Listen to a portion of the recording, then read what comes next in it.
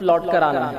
تو اس آیت میں اللہ یہ فرما رہا ہے کہ یہ ہمارا طریقہ ہے کہ ہم ایسا ٹیسٹ کرتے ہیں، ایسا امتحان لیتے ہیں لوگوں کو اچھائی دے کر اور برائی دے کر، شر اور خیر دے کر۔ شر اس اعتبار سے کہ ظاہری طور سے لگے مجھے کہ اگر میں ایمان پر چلوں تو دنیاوی نقصان ہوگا، مجھے لگتا ہے، لیکن اس میں آخرت کے اعتبار سے خیر ہے۔ یا اس اعتبار سے کہ اللہ ہمیں خیر دے دیتا ہے اور آزماتا ہے کہیں شر کی طرف متوجہ تو گویا اللہ نے جو خیر اور شر دیا ہے یہ دونوں کے ذریعے اللہ رب العزت ہمیں اور آپ کو آزماتا ہے، یاد رکھیں انسانوں کو آزماتا ہے۔ اس کا اصل مقصد ہی یاد رکھیے انسانوں کی آزمائش ہے۔ تو اللہ رب العزت نے اس چیز کو اعلان کر دیا کہ خیر اور شر کے ذریعے اللہ سبحانہ تعالیٰ مجھے اور آپ کو آزماتا ہے، یاد رکھیے۔ تو کسی چیز کا خیر ہونا، اس میں کیسی آزمائش ہو سکتی ہے؟ آزمائش یہ ہے کہ اللہ نے بہت ساری نعمتیں دنیا کی دے رکھی ہے، اب جانچنا چاہتا ہے کیا حرمت سے بچتے ہو یا حرام کاموں میں جو ڈوب جاتے ہیں۔ اسی طرح کچھ نعمتیں اللہ دنیا کی چھین لیتا ہے اور پھر آزما کے دیکھتا ہے کیا شکر گزار بنتے ہو اللہ یا ناشکری کرتے ہو اس حالت کے اندر۔ تو گویا خیر اور شر دونوں کے ذریعے اللہ رب العزت میرا اور آپ کا، ہم تمام کا جو ہے امتحان لیتا ہے۔ اسی طرح جو ہے جب اللہ رب العزت مومنوں کو لیکن آزماتا ہے، ان کا ٹیسٹ لیتا ہے، تو یاد رکھیے اس آزمائش کا بدلہ بھی دیتا ہے۔ صرف آزمائش ہی نہیں کہ ہمیں صرف ٹیسٹ کیا جائے، آزمایا جائے، بلکہ اس آزمائش کا ہمیں بدلہ ملتا ہے۔ اور نبی اکرم صلی اللہ علیہ وسلم فرماتے ہیں، صحیح مسلم کی حدیث ہے، بہت زبردست حدیث ہے، یاد رکھیے اس بات کو آپ سمجھ گئے، حدیث میں جو بیان کی جا رہی ہے تو انشاءاللہ العزیز ہر آدمی جس حالت میں ہے اللہ کا شکر ادا کریں گا اور خوش زندگی گزاریں گا، افسوس زدہ نہیں ہوگا، پریشانی میں جس طرح سے آج ہم چھوٹی چھوٹی مصیبتوں پر پریشان ہوتے ہیں۔ آئیے سنیں نبی اکرم صلی اللہ علیہ وسلم کیا فرماتے ہیں۔ آپ صلی اللہ علیہ وسلم ایک مجلس میں بیٹھے تھے، صحابہ آپ کے اطراف تھے، آپ مسکرائے۔ صحابہ نبی اکرم صلی اللہ علیہ وسلم کو دیکھتے رہے کہ آپ مسکرائے۔ جب آپ کا مسکرانا ختم ہوا تو اللہ کے رسول نے پوچھا، کیا تم مجھ سے پوچھو گے نہیں میں کیوں مسکرائے؟ کیا مجھ سے سوال نہیں کرو گے کہ میں اچانک کیوں مسکرائے؟ تو کہ اللہ کے رسول بتا دیجیے آپ کیوں مسکرائے؟ تو کہا میں اس لیے مسکرایا، اور آپ نے فرمایا کہ مومن کا معاملہ بڑا عجیب ہے، اس معاملے پہ مجھے مسکرانا آیا، میں ہنس پڑا۔ یقین اللہ کے رسول صلی اللہ علیہ وسلم خیخے مار کر نہیں ہنستے تھے، صرف مسکراتے تھے۔ تو کہا وہ مومن کا معاملہ بڑا عجیب ہے، اس معاملے کو سوچ کر میں مسکرایا۔ کیا معاملہ عجیب ہے؟ مومن کا معاملہ عجیب ہے، اور وہ یہ ہے کہ جب اللہ رب العزت اسے فراوانی دیتا ہے، دنیا کی اچھی زندگی دے دیتا ہے، اولاد دے دیتا ہے، دھن دولت مال دے دیتا ہے، جب اچھی زندگی دیتا ہے تو یہ شکر ادا کرتا ہے، یہ اس کے لیے اچھا ہے۔ اور جب اللہ اس کو تنگ دستی دیتا ہے، محتاجی دیتا ہے اور دنیا کی زندگی میں کچھ کم کر دیتا ہے تو مومن صبر کرتا ہے، یہ اس کے لیے بہتر ہے۔ اور یہ دونوں حال میں اس کے لیے خیر ہے کہ اگر اچھائی دے تو شکر کرے، یہ اس کے لیے بہتر، اگر برائی ہو تو صبر کرے، یہ اس کے لیے بہتر۔ اور یہ معاملہ مومن کے علاوہ کسی اور کا نہیں ہے۔ اسی تعجب پر میں مسکرایا۔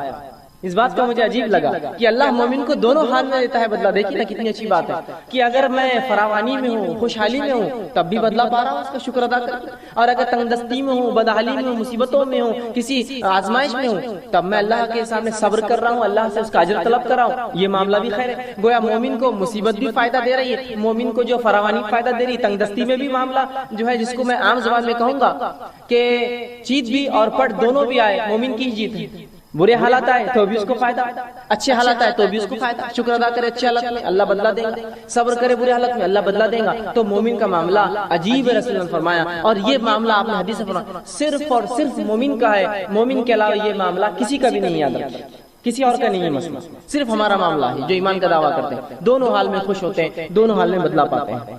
اسی طرح جامع ترمذی کی روایت ہے، آپ صلی اللہ علیہ وسلم فرماتے ہیں جب مومن کو اللہ آزماتا ہے تو کیا ملتا ہے اس کے بدلے۔ سنیے آپ صلی اللہ علیہ وسلم فرماتے ہیں آزمائش مومن پر آتی رہتی ہے، آزمائشیں مومنوں پر آتی رہتی ہیں، اور ان کی جان میں آتی ہے، ان کے مال میں آتی ہے، ان کی اولاد میں آتی ہے۔ جان میں آنا، بیمار ہو گیا، معذور ہو گیا، جان پر بھی مسئلہ آ گیا، مال میں مصیبت آتی، دھن دولت لوٹ گیا، تجارت ڈوب گئی، آگ لگ گئی، فلاں مسئلہ ہو گیا، لوٹ گیا، تجارت اچانک ٹھپ ہو گئی، کم ہو گئی، تو یہ مال میں کمی، یا اناج اگا نہیں، کھیتی باڑی خراب ہو گئی، یہ مال میں کمی۔ اور کبھی اولاد سے آزماتے ہیں کہ اولاد دیتے ہیں، کبھی چھین لیتے ہیں، دیتے ہیں تو معذور دیتے ہیں، پیدا ہوتی ہے تو کبھی مر جاتی ہے، یا کسی کو دیتے نہیں، اولاد میں آزمائش ہے۔ تو مومن کو اللہ رب العزت آزمائتا ہے، اس کے جان میں، اس کے مال میں، اس کی اولاد میں۔ اور اللہ کے رسول آگے فرماتے ہیں حتیٰ کہ جب وہ اللہ سے ملتا ہے، اللہ اس کو آزماتے رہتا پوری دنیا میں، حتیٰ کہ جب اپنے رب سے ملتا ہے تو اس پر کوئی گناہ باقی نہیں رہتا، سب کا اس کو دنیا کے اندر اسے گناہوں کا بدلہ مل جاتا ہے. سمجھ رہے ہیں بات کو؟ تو گویا اگر مومن پر کوئی آزمائش آتی ہے تو اس آزمائش کے عوض اس کے گناہ جھڑ جاتے ہیں، گناہ کم ہو جاتے ہیں. اور نبی اکرم صلی اللہ علیہ وسلم نے حدیث میں بیان کر فرمایا اگر مومن کو کانٹا بھی چبھتا ہے تو اس کا بھی اجر لکھا جاتا ہے، اس کے گناہ معاف ہوتے ہیں. سبحان اللہ. تکلیف میں اٹھا رہا ہوں، اس کا بھی بدلہ پاتا ہوں. آپ ایک مرتبہ باہر نکلے صحابہ کے ساتھ فجر کی نماز کے بعد، ایک جھاڑ تھا سامنے جو سردی کا موسم تھا اور پتے اس کے سوکھ چکے تھے، پتجھڑ تھا. آپ آئے، صحابہ آپ کے ساتھ تھے، آپ نے اس جھاڑ کو پکڑ کر ہلایا. جب جھاڑ کو ہلایا تو کچھ پتیاں گرنے لگی جو کہ سوکھ چکی تھی. نبی اکرم صلی اللہ علیہ وسلم فرمایا جب تم میں سے کوئی شخص بخار میں مبتلا ہو جاتا ہے، بیمار ہو جاتا ہے، بالخصوص بخار آتا ہے جسم میں، تو اس کے گناہ ایسے ہی جھڑتے ہیں جیسے جھاڑ کے پتے میرے ہلانے سے جھڑے ہیں. سبحان اللہ. دیکھ تکلیف آزمائش ہے، آزمائش پہ صبر کر رہا ہے تو بدلہ بھی پا رہا ہے، اور اس حد تک بدلہ ملتا ہے کہ جامع ترمذی کی روایت کے مطابق مومن آزمایا جاتا ہے اس کے مال میں، اس کی دولت کے اندر، اس کی جان کے اندر، اس کی اولاد میں، حتیٰ کہ جب اپنے رب سے اس کی ملاقات ہوتی ہے موت کے بعد تو تب گناہوں سے بری ہوتا ہے، گناہوں سے پاک ہوتا ہے. اور ظاہر سی بات ہے جب انسان گناہوں سے پاک ہوگا تو اس کا ٹھکانہ میں سمجھتا ہوں سب جانتے ہیں جنت کے علاوہ کچھ نہیں ہو سکتا ہے. تو آپ دیکھ رہے ہیں تو گویا آزمانا اللہ کی سنت ہے، اور آزمائش کا مومن کو بدلہ ملتا ہے.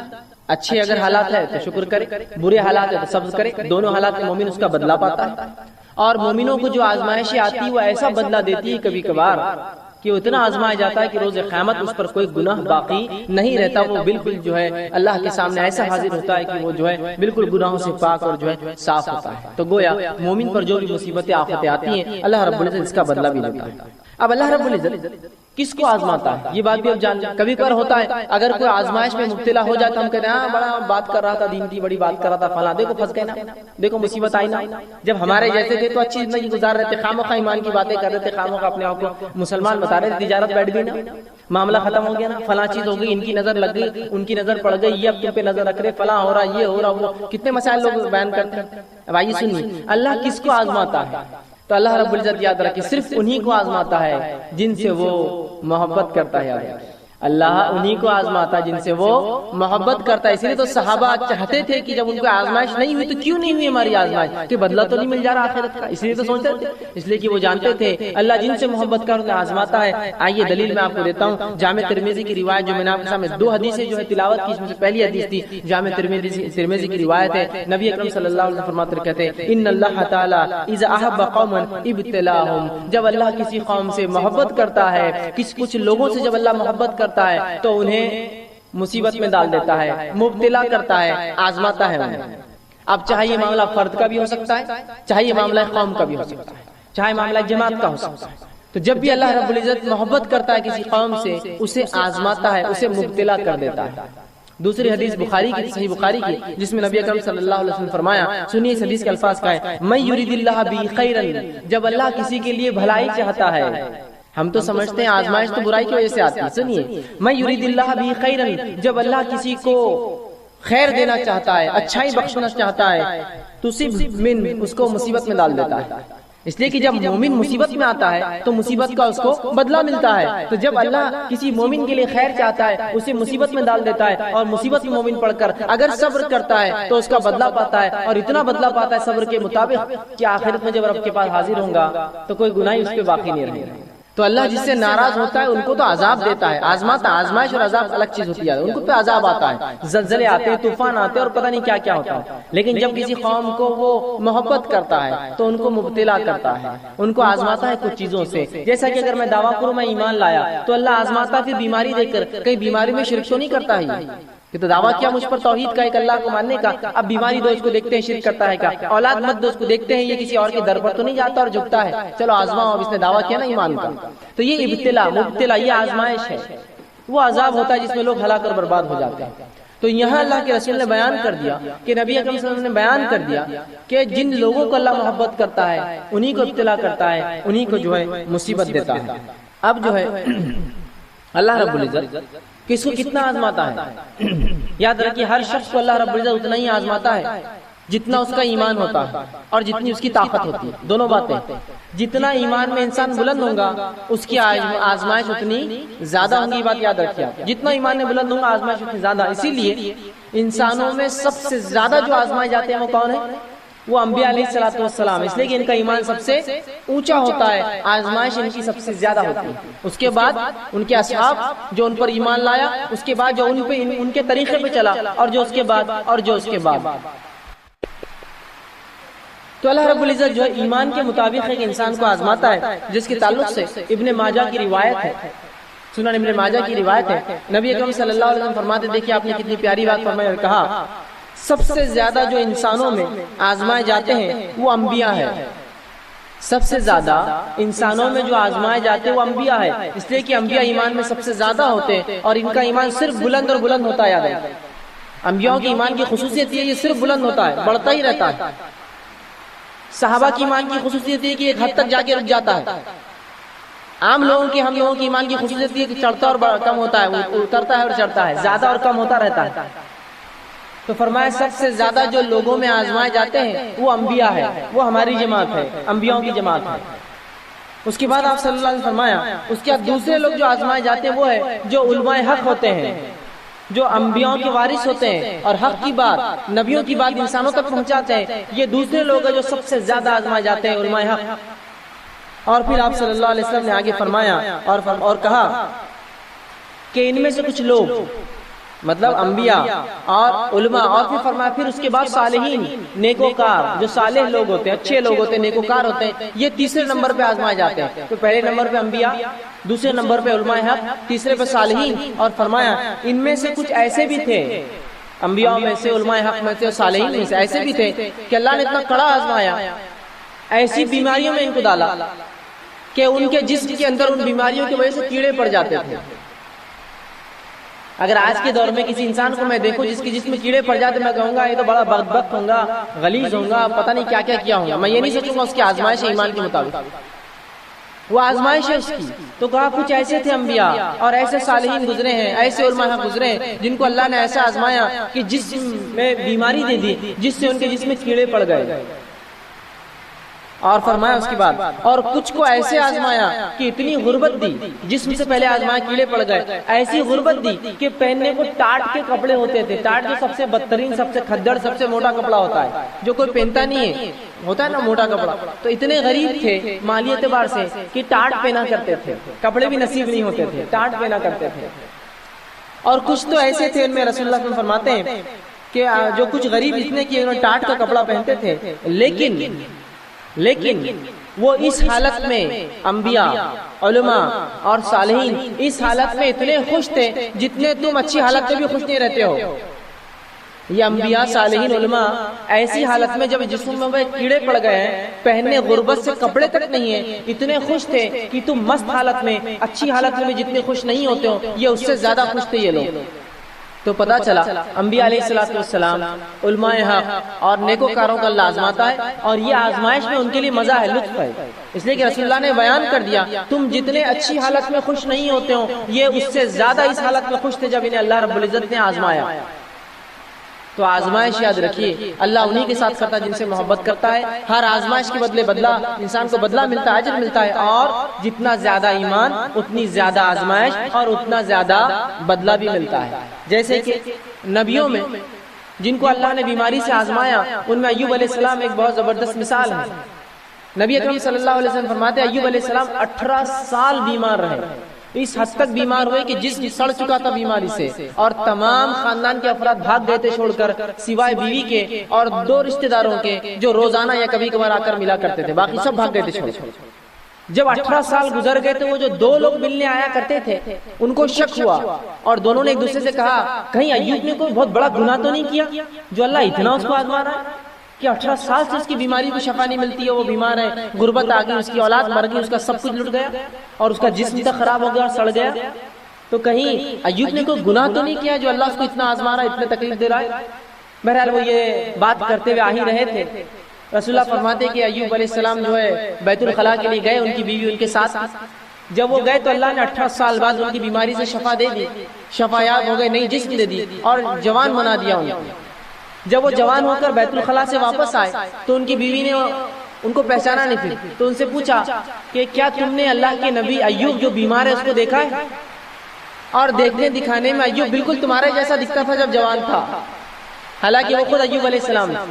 تو دیکھیے 18 سال ایوب علیہ السلام کو اللہ رب العزت نے جسمانی بیماریوں سے، مال کی کمی سے، اولاد کی کمی سے آزمایا. تو اللہ جن لوگوں کو آزماتا ہے یاد رکھیے ان سے اللہ محبت کرتا ہے، اس لیے آزماتا ہے. اور جتنی آزمائش زیادہ ہوتی ہے اللہ رب العزت اتنا زیادہ انسانوں کو اس آزمائش کے بدلے میں جو ہے بدلہ دیتا ہے، اجر دیتا ہے اور ثواب پہنچاتا ہے. کہ اللہ رب العزت جو ہے کتنا آزماتا ہے لوگوں کو. کیا ایسا تو نہیں اللہ مجھے اتنا آزمائے گا کہ میں جس کو برداشت نہ کر سکوں؟ کہیں ایسا تو نہیں کہ اللہ ہمیں اتنا آزمائے گا کہ میں برداشت نہ کر سکوں؟ لوگ کہتے ہیں میں بیمار ہوں، یہ برداشت کے باہر ہے، وہ مصیبت برداشت کے باہر ہے، یہ مال کی کمی برداشت کے باہر ہے. تو کیا اللہ لوگوں کو ان کے طاقت سے زیادہ آزماتا ہے؟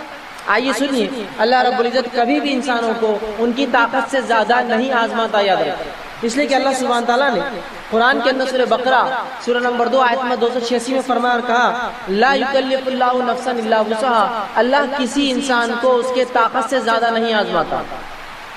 اللہ کسی نفس کو اس کے طاقت، اس کے برداشت سے زیادہ نہیں آزماتا. تو یہ بات طے ہے کہ اللہ سبحانہ تعالیٰ مجھے اور آپ کو ہماری طاقت سے زیادہ نہیں آزمائیں گا. جتنی طاقت ہے، جتنی قوت ہے ہم میں، اتنی ہی صرف ہماری آزمائش ہونے والی ہے. اس سے زیادہ یاد رکھیے میری اور آپ کی آزمائش نہیں ہوتی. تو ایک انسان کو جس کو اللہ محبت کرتا ہے آزماتا ہے تو اس کا بدلہ دیتا ہے. آزمائش ان کی ہوتی ہے جن سے محبت کرتا ہے، اور اتنا ہی آزماتا ہے جتنی مجھ میں اور آپ میں آزمائش برداشت کرنے کی طاقت ہوتی ہے اتنا ہی آزماتا ہے. تو اگر کوئی انسان بیمار ہے تو یہ بیماری برداشت کرنے کی طاقت تھی تبھی اللہ نے دی. کوئی انسان غربت میں ہے، یہ غربت برداشت کرنے کی طاقت تھی تبھی اللہ نے دیا تھا. کیوں؟ تو اللہ رب العزت کسی پر ظلم نہیں کرتا، یاد رکھیے یہ بات طے ہے. اب آئیے آگے ہم دیکھتے ہیں،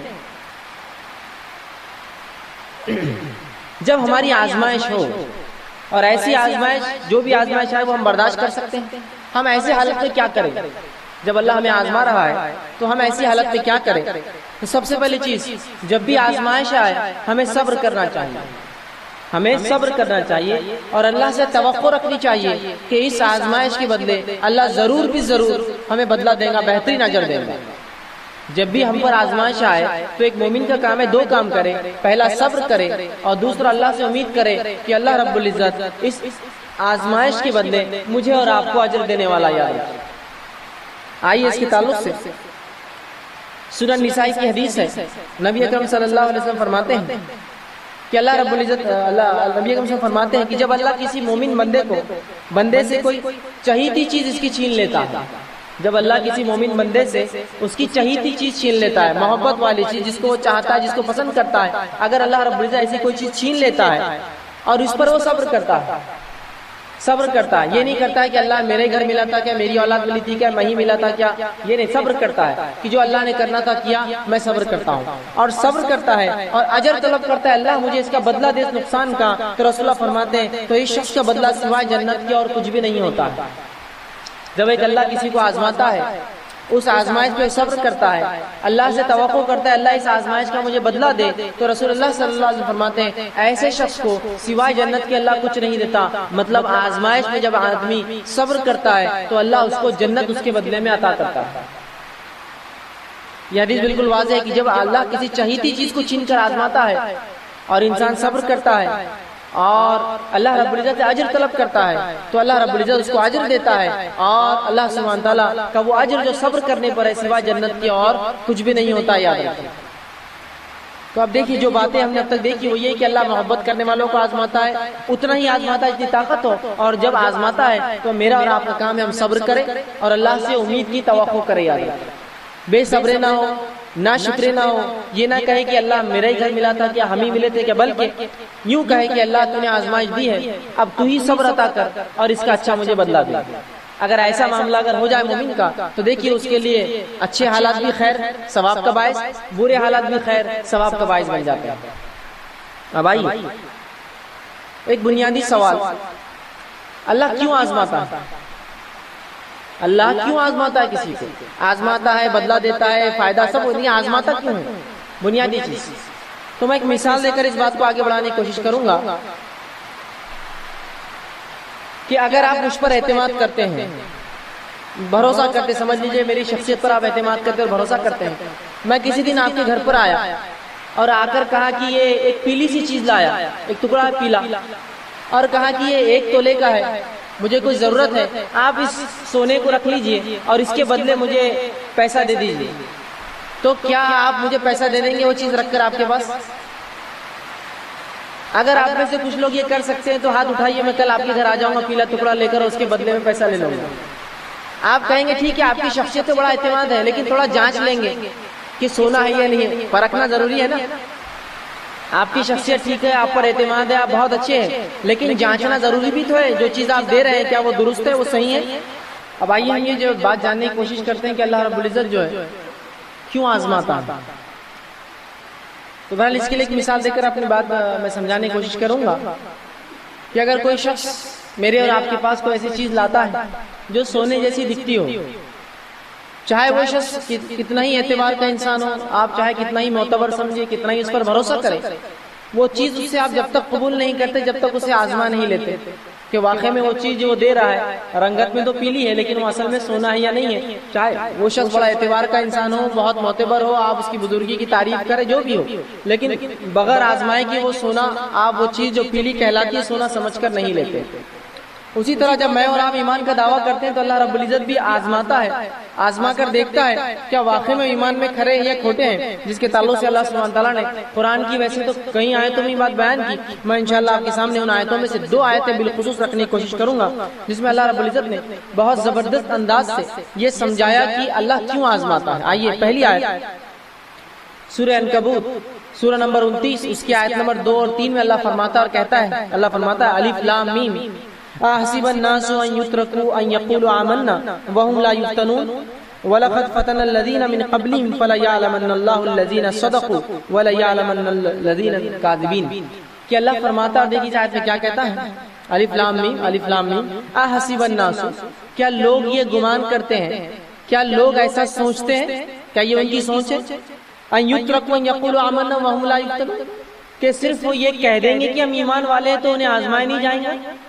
کیا لوگ یہ توقع کر رہے ہیں، احسب الناس، ان کا ایسا گمان ہے، ایسا سوچ رہے ہیں کہ صرف ان کے ایمان لانے کے دعوے پہ ہم ان کو چھوڑ دیں گے بغیر آزمائی کے؟ اللہ دیکھیں آئے وَلَقَدْ فَتَنَ الَّذِينَ مِنْ قَبْلِهِمْ، حالانکہ ہم نے تو ان سے پہلوں کو بھی آزمایا، مصیبتوں میں آزمایا۔ اس کی وجہ فَلَيَعْلَمَنَّ اللَّهُ الَّذِينَ صَدَقُوا، تاکہ اس آزمائش کے ذریعے جان لے کون ہے جو تم میں سے اپنے دعوے میں سچا ایمان کے، وَلَيَعْلَمَنَّ الَّذِينَ الْكَاذِبِينَ، اور جان لے تم میں سے کون ہے جو جھوٹا ہے اپنے دعوے میں۔ تو اس آیت میں اللہ نے دیکھ کتنی زبردست اور پیاری وضاحت کر دی، کیا لوگ یہ سوچتے ہیں کہ صرف ایمان لانے کے دعوے پر وہ چھوڑ دی جائیں گے بنا آزمائش کے، جبکہ ہم نے تم سے پچھلوں کو آزمایا تاکہ جان لے کون ہے جو ایمان کے دعوے میں سچا ہے اور جان لے کون اپنے دعوے میں جھوٹا ہے۔ تو اللہ رب العزت آزماتا اس لیے تاکہ پرکھے ہم میں کون سچا ہے اور کون جھوٹا ہے۔ آئیے اسی طرح اللہ سبحانہ تعالیٰ سورہ بقرہ سورہ نمبر 2 آیت نمبر 214 میں یہی بات بیان کرتا اور کہتا اور فرماتا ہے، ام حسبتم ان تدخلوا الجنۃ ولما یاتکم مثل الذین خلوا من قبلکم، کیا تم یہ سوچتے ہو کہ تم صرف یہ کہہ دینے پر جنت میں چلے جاؤں گے کہ ہم ایمان لائے جبکہ ہم نے تمہیں پچھلے لوگوں کے جیسا بھی آزمایا نہیں؟ کیا تم یہ سوچ بیٹھے ہو ام حسبتم ان تدخلوا الجنۃ، کیا تم یہ سوچتے ہو کہ جنت میں تم یوں ہی چلے جاؤ وَلَمَّا يَأْتِكُمْ مَثَلُ الَّذِينَ خَلَوْا مِنْ قَبْلِكُمْ، جبکہ ہم نے ابھی تمہیں پچھلوں کے جیسا کہاں آزمایا؟ پچھلے لوگ جب ایمان لاتے ہم انہیں آزماتے، تو کیا تم یہ سمجھتے ہو اے صحابہ، یا آیت صحابہ کی آیت ہے، کیا تم سمجھتے ہو کہ محمد صلی اللہ علیہ وسلم پر ایمان لانے کا بس دعویٰ کرو گے اور جنت میں چلے جاؤں گے، جبکہ ہم نے ابھی پچھلوں کے جیسا کہاں آزمایا تم کو؟ آگے فرمایا مَسَّتْهُمُ الْبَأْسَاءُ وَالضَّرَّاءُ، اور انہیں ہم بیماریوں سے آزماتے تھے اور مصیبتوں میں ہم۔ کسی نے ایک سوال کیا ایمان ہوگا تو آزمائش، یہ ہم کو پتا ہے، لیکن جب آزمائش آتی ہے تو صبر نہیں آتا، بہت کوشش کرتے ہیں لیکن جسم صبر کے لیے ساتھ نہیں دیتا، ڈر لگتا ہے کہ ہمیں ایمان سے دور تو نہیں جا رہے۔ ایک اچھا سوال کسی نے کیا کہ خاتون، چونکہ میں جو سوال کاغذ پر آئیں گے میں خواتین کی سمجھوں گا تو ان کی نفسیات کے اعتبار سے انہی کے واقعات اور انہی کے مطابق حل دینے کی کوشش کروں گا۔ چونکہ انہوں نے سوال کیا کہ ہم ایمان سمجھتے تو ہیں کہ ایمان ہے تو آزمائش تو آئیں گی، لیکن اس کے باوجود بھی جب آزمائش اللہ دے دیتا ہے تو صبر جسم کو نہیں ہوتا، جسم کیا کرتا ہے، ریئیکٹ کرتا ہے اور ناشکری پہ اتر جاتا ہے، تو ایسے معاملے میں کیا کریں؟ تو دیکھیے جب آپ کو ایسا لگے کہ جب آزمائشیں آئیں گی تو آپ ناصبرے ناشکرے ہو سکتے ہیں، تو آپ کیا کیجئے، پچھلوں کے واقعات پڑھیں جنہوں نے کیسے کیسے حالات میں صبر کیے، ان کے واقعات ہم کو مضبوط بنائیں گے اپنے اعمال میں۔ آئیے مثال سے دیتا ہوں، ایک بات مثال سے سمجھاتا ہوں۔ ام سلیم رضی اللہ عنہا جو اللہ کے رسول صلی اللہ علیہ وسلم کی بہت دور کی خالہ تھی، بہت دور کی، لیکن بہرحال رسول اللہ سے اتنی نسبت کی ہونا بہت بڑی بات، تو بڑی خوش ہوتی تھی کہ اللہ کے رسول جو ہے میرے جو ہے بھانجے ہونا، دور کا رشتہ دار جتنے بھی دور کا تھا لیکن تھا رسول اللہ صلی اللہ علیہ وسلم کہیں دور سے رشتہ۔ ان کے تعلق سے انس بن مالک کی والدہ ہے، یاد رکھیے ام سلیم رضی اللہ عنہا۔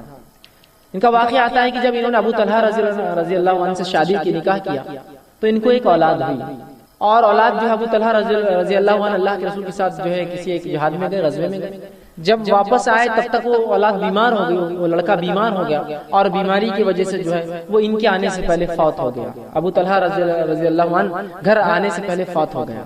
یہ خاتون اسلام کی جانتی تھی آزمائش تو ہوگی، ایمان کے اولاد میں اللہ نے آزما لیا، تو یوں کیا کہ نہلایا دھلایا کفنایا اس لڑکے کو، جنازے کی نماز پڑھی اور تدفین کرائی۔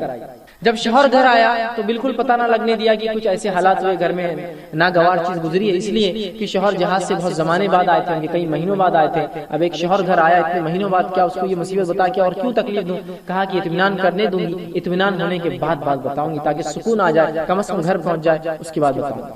جب ابو طلحہ رضی اللہ عنہ گھر آئے، آ کر جو ہے وہ اپنے جو ہے بیوی کے پاس رہے، نہایا، جو ہے کھانا کھایا، آرام سے رہے، رات گزاری، رات اپنی بیوی کے ساتھ خلوت میں گئے، ہم بستری کی، اور صبح جب فجر غسل کر کے نماز کے لیے جانے لگے تو تب ام سلیم رضی اللہ عنہا نے کہا کہ میں ایک سوال آپ سے کرنا چاہتا ہوں۔ تو کہا پوچھو۔ کہا اگر تمہیں کوئی چیز کوئی شخص دے دے تو تم واپس کیسے دو گے، اس کو لوٹاؤں گے کیسے اس چیز کو؟ تو کہا جتنی جیسی دی ویسے یا اس سے اچھا لوٹاؤں گا۔ کسی نے کوئی چیز دیا ہے تو جیسی کی ویسی لوٹانا چاہیے یا اس سے کچھ اچھا کر کے دینا چاہیے؟ تو کہا جیسی تھی ویسی یا اس سے اچھا۔ تو کہا بس اگر آپ یہ مانتے ہیں کہ کوئی چیز اگر کوئی دے تو لوٹانے کا اصول جیسی ویسی یا اس سے اچھی، تو اللہ نے ایک اولاد دی تھی، اس نے کل رات ہم سے چھین لی، اس کا انتقال ہو گیا، لیکن آپ پریشان نہ ہو، بلکہ میں نے جو اس کو تدفین کر دیا۔ ابو طلحہ رضی اللہ عنہ بڑے پریشان ہو، لیکن نماز کو چلے گئے۔ فجر کی نماز پڑھی، نبی اکرم صلی اللہ علیہ وسلم سے ملاقات کی، کہا اللہ کے رسول رات آیا، بیوی نے ایسا ہوا، میرا لڑکا بیمار ہوا، انتقال کر کے بتائی، رات میں نے صحبت بھی کی اور اس طرح سے پورا عمل ہوا اور مجھے صبح بتایا۔ تو رسول اللہ نے فرمایا کیا تو نے رات اس سے صحبت کی؟ تو کہا کی، تو کہا اللہ تیری اولاد میں برکت دے، تجھے اس سے اولاد ہوگی، اور اللہ کے رسول نے دعا دی ان کو۔ اس کے بعد جو ہے ایک لڑکا پیدا جس کا نام عبداللہ تھا، جس کا واقعہ میں نے بہرحال اس سے پہلے سنایا تھا تفصیل، تو عبداللہ بہرحال ان سے پیدا ہوا۔ تو یہاں دیکھیے اس خاتون کا واقعہ کتنی نصیحت ہے، کتنے صبر اور کتنے شکر کا واقعہ ہے۔ یہ عورت ہی ہے نا، نفسیاتی طور سے کمزور ہے یہ، لیکن اس کے باوجود بھی اگر کوئی عام عورت ہوتی شاید چیختی چلاتی روتی پلاتی، چونکہ اس کا شوہر اب آ گیا، رشتہ دار کے بعد تو لوگ اور غم اظہار کرتے ہیں، لیکن یہ عورت جانتی تھی کہ اگر میرے شوہر کو یہ کروں گی تو پہلے پریشان حال، کئی مہینوں کے بعد جہاد سے مصیبتوں سے وہ آیا ہے، تکلیف کیوں دی؟ اطمینان کے ساتھ کھایا پیا، اظہار نہیں کیا۔ ان کے دلوں کے اندر کوئی مشینیں نہیں لگی ہوئی تھی، ہمارے جیسے دل دھڑکتے تھے، ظاہر سی بات ہے کوئی مشین نہیں تھی کہ ان کو احساس نہ ہو، یہ روبوٹس نہیں تھے، لیکن یہ رسول اللہ کے تلاميذ تھے، ان کے اسٹوڈنٹس تھے، اور ایسے جب استاد کے ایسے شاگرد تھے، یہ تو ظاہر سی بات ہے استاد کی صفت شاگردوں میں تو آتی تھی، تو یہ صبر اور اس کے جو ہے یہ جس کو کہیں گے پیکر تھے، نمونے تھے کہ کیسے صبر کیا جائے۔ تو یہ واقعات آپ پڑھیے تب آپ کو صبر سمجھیں۔ اولاد کا نقصان تو پڑھیے ام سلیم کا واقعہ، یہ صبر دلائے، یہ سکھائیں گے صبر کیا ہوتا ہے، یہ سکھائیں گے کہ کیا ہوتا ہے کہ جب کوئی چیز دے لے تو اس کا حق تھا، اللہ نے دیا لے لیا، کیا کروں میں اس کا؟ حالانکہ چاہتی تو آنسو بہا سکتی تھی، شریعت اس کی اجازت دیتی ہے کہ کسی کو تکلیف ہو تو آنسو بہا لے، لیکن جو ہے انسان برا بھلا کہے، تقدیر کو کوسے، یہ برا ہے، آنسو بہا سکتا ہے۔ نبی اکرم صلی اللہ علیہ وسلم کے ایک بیٹے کا انتقال ہوا، جب آپ تدفین کے لیے گئے تو صحابہ نے کہا کہ آنکھ سے آنسو گر رہے ہیں، صحابہ کو تعجب ہو کہ اللہ کے رسول آپ روتے، آپ تو ہم کو تعلیم دیتے ہیں صبر کی۔ تو کہا یہ صبر کے خلاف نہیں میرا رونا، یہ تو رحمت ہے جو اللہ نے دل میں دے رکھی ہے، اور بہت کم لوگوں کو ایسی رحمت ملتی ہے دل میں جو آنسوؤں کے ذریعے انسان کی آنکھ سے نکلتی ہے۔ تو کہا یہ تو رحمت ہے جو میری آنکھوں سے نکل رہی ہے، تو یہ صبر کے خلاف نہیں رو لینا، لیکن صبر کے خلاف یہ ہوگا کہ ہمارا ہی گھر ملا تھا، کہ ہم ہی ملے تھے، کیا مصیبتیں ہم پہ آتی ہے فلاں، یہ صبر کے خلاف۔ تو صبر کیجیے اور ایسے واقعات پڑھیے، جب ان لوگوں کے واقعات پڑھ کے ان کے نقصانات کو آپ دیکھیں گے، ان کے صبر کو دیکھیں گے، اور اس کے باوجود ان کے شکر کو دیکھیں گے، اور اللہ نے کیا بدلہ دیا صبر کا جب دیکھیں گے اس دنیا اور آخرت میں، تو بہرحال بہت زبردست ان کے لیے بدلے ہوں گے۔ تو پھر ہمیں بھی ہماری نفسوں میں بھی ایک جوش و جذبہ آئے گا، ہم بھی ایسی قربانیاں دیں اور